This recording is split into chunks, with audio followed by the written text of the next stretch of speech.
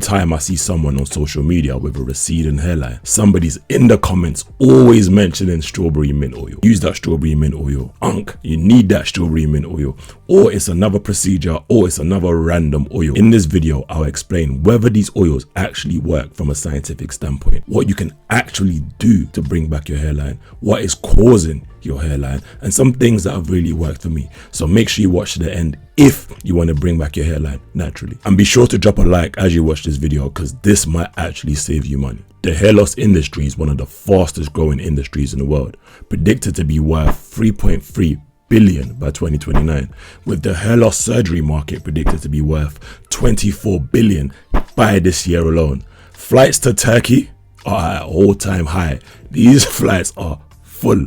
Turkish Airlines might be where I need to buy some stocks in next. But one thing's for sure, people are looking for solutions, fast solutions. And when desperation is high, not every supplier has your best interests at heart. Some of their outcomes is income, and I get the desperation. By 35, 66% of men will have some degree of hair loss. And by age 50, approximately 85% of men will have some visible signs of hair loss. And as I've mentioned in the previous video, the truth is the issues with hair loss in men are getting worse. And people, while men are experiencing this hair loss younger than previous generations. And that's why a lot of people are buying into these brands that are popping up out of nowhere, because these people tend to be younger and more impressionable, in my opinion. Just look at some of these videos. Y'all niggas been seeing this strawberry mint oil, bro? Apparently, bro, this shit work miracles, bro. And it has been tested out in fucking past. If y'all don't know who this is, bro, this is a content creator. His name is 360 Juice. It looked like his hairline is not that bad. But wait till you see how his shit looked before. This is this nigga hairline before he was using the strawberry mint oil, bro. Today, I'm gonna be telling y'all how regrew his hairline and how you can too. Now, despite all the strawberry mint growth oil memes, there's a lot of things that actually went into being able to regrow his hair. The first thing I noticed is that his hair actually started growing back when he got on minoxidil. Minoxidil is something that balding men use all over the world to help stimulate the growth in the area where they're thin. There's a lot more scientific evidence behind minoxidil than a lot of these oils. And yeah, this is the person who regrew his hairline here. 160 days.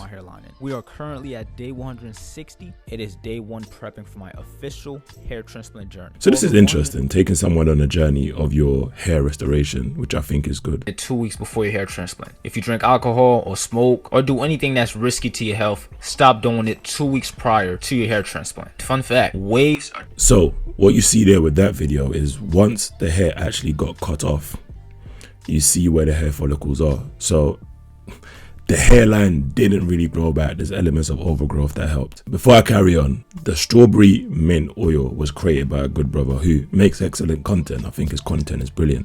So this video is not to take anything away from him or any other entrepreneur within this space trying to do good in the world.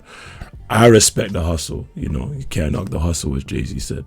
But there's a fine line between hustling and hustling. Once hair follicles are dying as a starter, it's very difficult to grow them back, and 6 months generally is not enough. Even with minoxidil, which is more scientifically proven to help with hair loss, you see some new hair within that 6 months, but you see more significant growth within 1 year of continuous use. So you need at least a year to see some progress. So if you're saying that you regrew your hairline in 6 months using minoxidil and these oils, something isn't fully adding up. These oils are great to help with like hair health, but hair growth, that's a different question. I know what some of you might be thinking.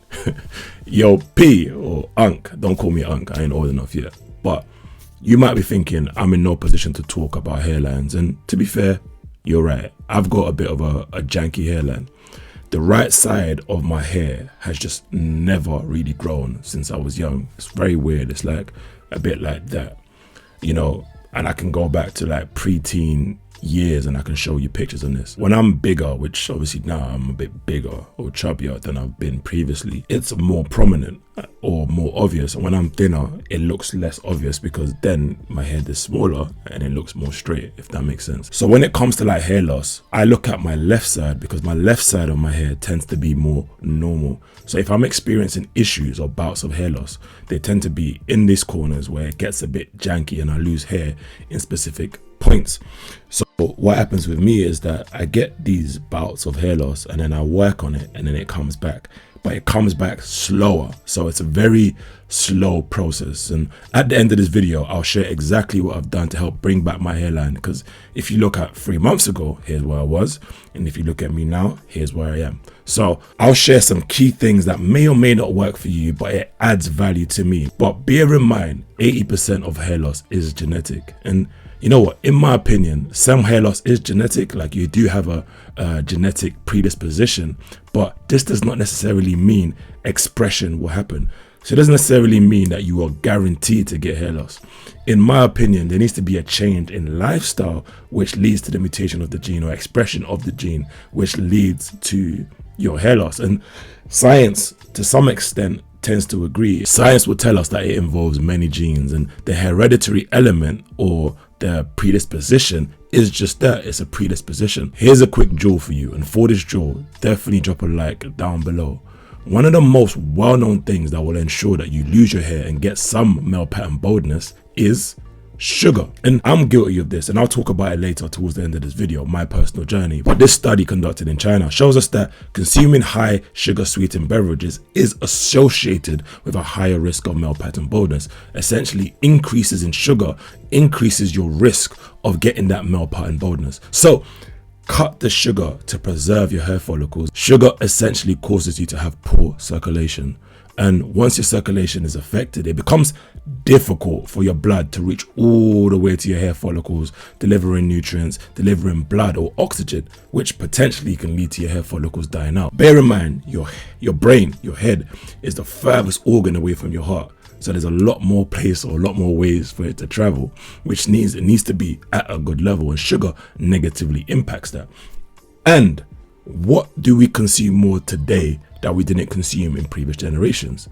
Sugar. Research shows that sugar intake has dramatically increased over the last few decades. And if I was a betting man, I'd say there's a link between the increase in sugar and certain lifestyle factors and the fact that men are getting hair loss younger. For that alone, drop a like. But anyway, back to strawberry mint oil. And it's got some good ingredients in there, although I don't see strawberry or I don't see mint, but that's another story.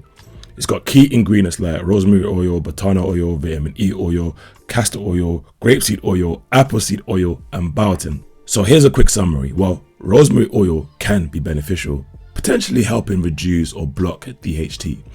And for those of you who don't know the impact of DHT and hair loss, make sure you watch my second video on hair loss. It's also got batana oil in there. I can't find any evidence it impacts hair loss. It can help with hair health, which is hair thickness, which gives a perception of new hair.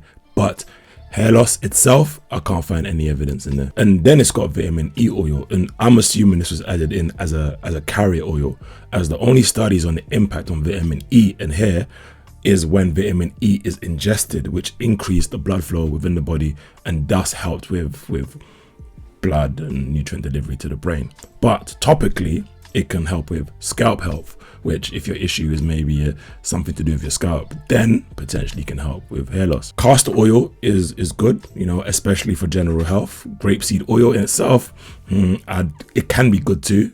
There's not many studies there, but historically, a lot of people have used grapeseed oil for their hair and have experienced good results. Appleseed oil, personally, I doubt will do anything for your hair. Then it's got biotin in there. I mean, topically, it cannot hurt. But if your hair loss is caused by a biotin deficiency, the best way to consume it is in a supplement form or to ingest it. I don't know, I doubt it's going to do anything for your hair if applied topically, but also that's my personal opinion. One thing I can say, it's a great product for hair health. And it might work for some of you, depending on what the root cause of your hair loss is, or it might not work, but generally it cannot hurt to try it.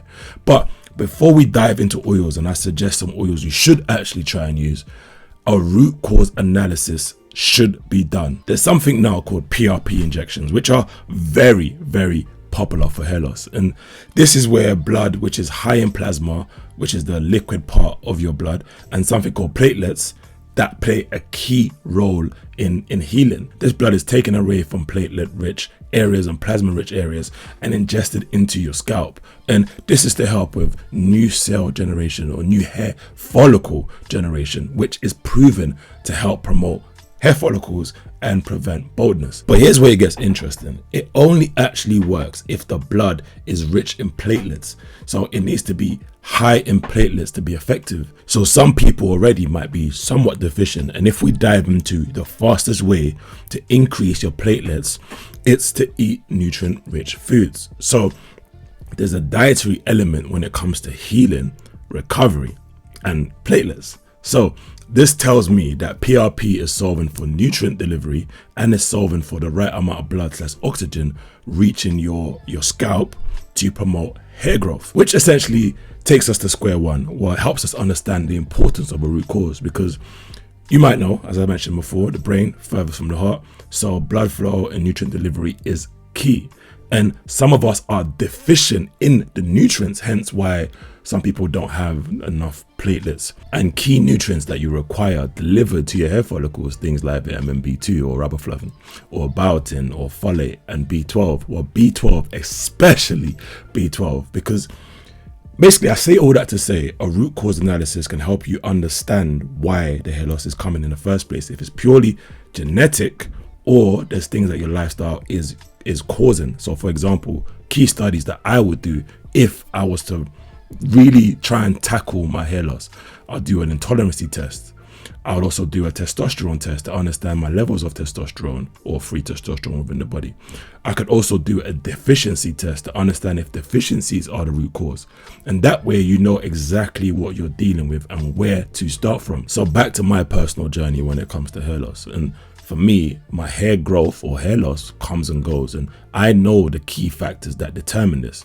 The key factors for me is stress levels, sleep levels. Yes, not getting enough sleep can weaken your hair follicles and impact your hormone secretion, which can lead to potential hair loss. Although this might be temporary, but for some people, if you already have issues with hair loss, this can make it worse or lead to it being more permanent. And on top of that, for me, another thing that has a big impact is deficiencies.